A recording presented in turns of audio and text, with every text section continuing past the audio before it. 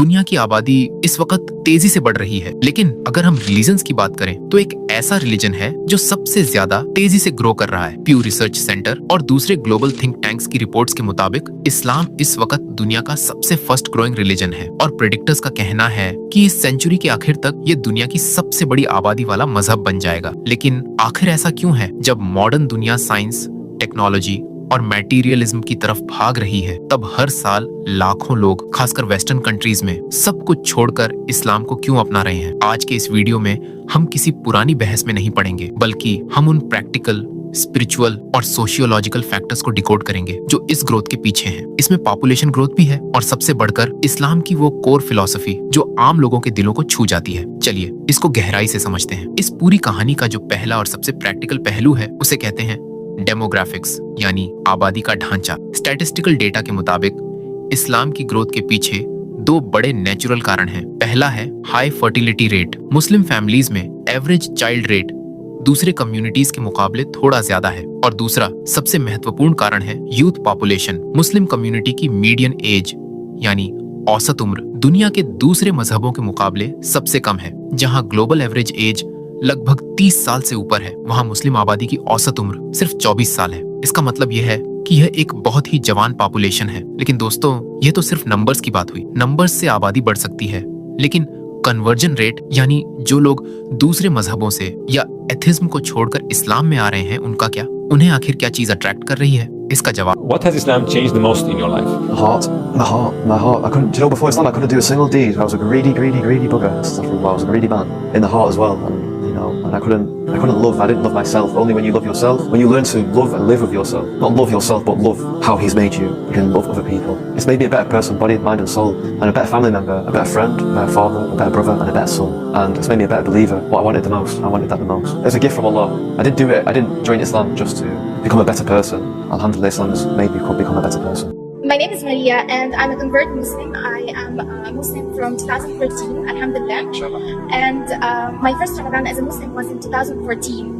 And that Ramadan, I was jobless and I was sharing a small room with my friend. I had no money, I had no family here, I had basically nothing. And that Ramadan was one of the best Ramadans in my life because I've been praying Qiyam every night and I was doing my really, really best. And the next Ramadan in 2015, I had a very well-paid job.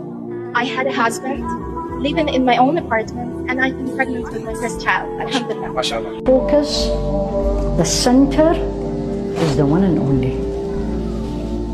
It's not my friends, not my husband, not the children, not my career, not my wealth, not my beauty. It is Him and Him only. That's the Muslim woman. छुपा है हमारे अगले और सबसे बड़े point में। अब बात करते हैं इस वीडियो के सबसे जरूरी और सबसे बड़े कारण की, इस्लाम की कोर फिलॉसफी और इसकी सादगी। जो लोग दूसरे बैकग्राउंड्स या कल्चर्स से इस्लाम की तरफ आते हैं, जब उनका इंटरव्यू लिया जाता है तो उनका सबसे पहला और कॉमन जवाब होता है कि इसका कॉन्सेप्ट समझना बहुत आसान है, इसमें कोई ऐसी बात नहीं है जो दिमाग को उलझा दे। इस सादगी को हम 3 हिस्सों में समझ सकते हैं। पहला है तौहीद, यानी स्ट्रिक्ट मोनोथिज्म। इस्लाम का सबसे बुनियादी नियम, इसकी जड़ है तौहीद, यानी एक खुदा पर यकीन। इसमें कोई कॉम्प्लेक्स थियोलॉजिकल पजल्स नहीं है, कोई ऐसी थ्योरीज नहीं है जिसे समझने के लिए आपको बड़े बड़े स्कॉलर्स या फिलोसोफर्स की किताबों में उलझना पड़े। कॉन्सेप्ट बिल्कुल साफ है, एक ही खुदा है जिसने इस पूरी कायनात को बनाया है। उसकी कोई इमेज नहीं है, उसका कोई पार्टनर नहीं है, उसी की इबादत करनी है और उसके बताए रास्ते पर चलना है। यह क्लियर कट और लॉजिकल कॉन्सेप्ट आम लोगों को, जो मुश्किल फिलोसफिक्स और पेचीदा कॉन्सेप्ट्स में उलझे होते हैं, बहुत जल्दी समझ आता है और उनके दिल को सुकून देता है। दूसरी सबसे बड़ी चीज जो लोगों को खींचती है वो है डायरेक्ट कनेक्शन। इस्लाम में इंसान और उसके खुदा के बीच में किसी मिडिल मैन या किसी इंटरमीडियरी की कोई जरूरत नहीं होती। आपको अपने गुनाहों की माफी मांगनी हो या दिल का हाल बयान करना हो, आपको किसी इंसान के आगे झुकने की जरूरत नहीं है। एक आम इंसान, चाहे वो कितना भी गुनहगार क्यों ना हो, कहीं भी कभी भी सीधे अपने खुदा से बात कर सकता है, रो सकता है, दुआ मांग सकता है। ये जो डायरेक्ट स्पिरिचुअल कनेक्शन है, ये उन लोगों को बहुत अट्रैक्ट करता है जो मुश्किल रस्म और रिवाजों से थक चुके हैं, जहां क्रिएटर तक पहुंचने के लिए भी किसी जराये या मीडियम की जरूरत पड़ती थी। और इस फिलॉसफी का जो तीसरा पिलर है वो है इक्वालिटी। या अल्लाह, अगर ये रास्ता सच है तो मेरे दिल को मजबूत कर दे।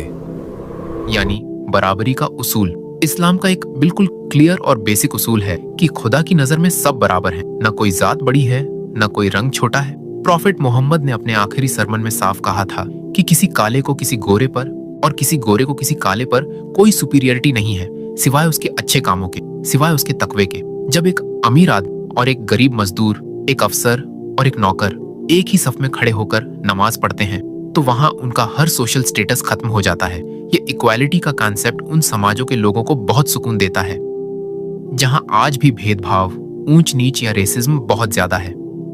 लोग जब इस लेवल की बराबरी देखते हैं तो उनका झुकाव इस मजहब की तरफ अपने आप बढ़ने लगता है। अब आते हैं अगले और सबसे प्रैक्टिकल फैक्टर पर, जिसे हम कहते हैं कॉन्सेप्ट ऑफ उम्मा, यानी ग्लोबल ब्रदरहुड। आज की जो मॉडर्न दुनिया है, जहां हर इंसान स्क्रीन के पीछे अकेला होता जा रहा है, आइसोलेशन और डिप्रेशन बढ़ रहा है, वहां इस्लाम एक बहुत ही मजबूत और जिंदा सोशल स्ट्रक्चर ऑफर करता है।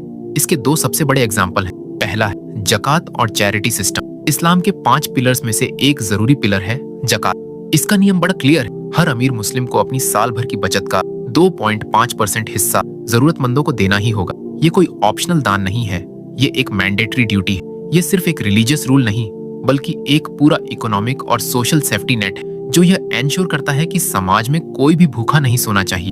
और दूसरा है इसका कम्युनिटी सपोर्ट। अगर आप दुनिया के किसी भी कोने में चले जाएं, चाहे आपको वहां की भाषा आती हो या नहीं, अगर आप मुस्लिम हैं और आप किसी मस्जिद में चले जाते हैं तो आप वहां के लोकल लोगों से इंस्टेंट कनेक्ट हो जाते हैं। वहां आप अजनबी नहीं रहते। ये जो सेंस ऑफ बिलोंगिंग है, जो अपनापन है, वो किसी भी अकेले या भटके हुए इंसान को एक इमोशनल और सोशल सिक्योरिटी देता है।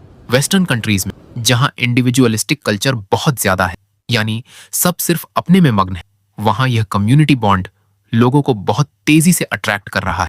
इसके अलावा आज के डिजिटल दौर में एक और बड़ा फैक्टर काम कर रहा है, वो है इंफॉर्मेशन की रीच।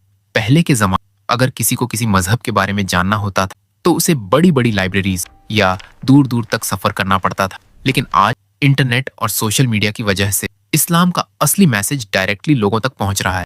कुरान के ट्रांसलेशंस हर भाषा में इजीली अवेलेबल हैं। पॉडकास्ट्स, शॉर्ट वीडियोस और डिबेट्स ने उन मिथ्स और गलतफहमियों को तोड़ दिया है जो मीडिया ने इस्लाम के खिलाफ बनाई थी। जब लोग बिना किसी बायस के डायरेक्टली कुरान को पढ़ते हैं या उसे सुनते हैं तो उन्हें उसमें साइंटिफिक फैक्ट्स, मोरल वैल्यूज और लाइफ का एक परफेक्ट मैनुअल दिखता है जो उन्हें इसे कबूल करने पर मजबूर कर देता है।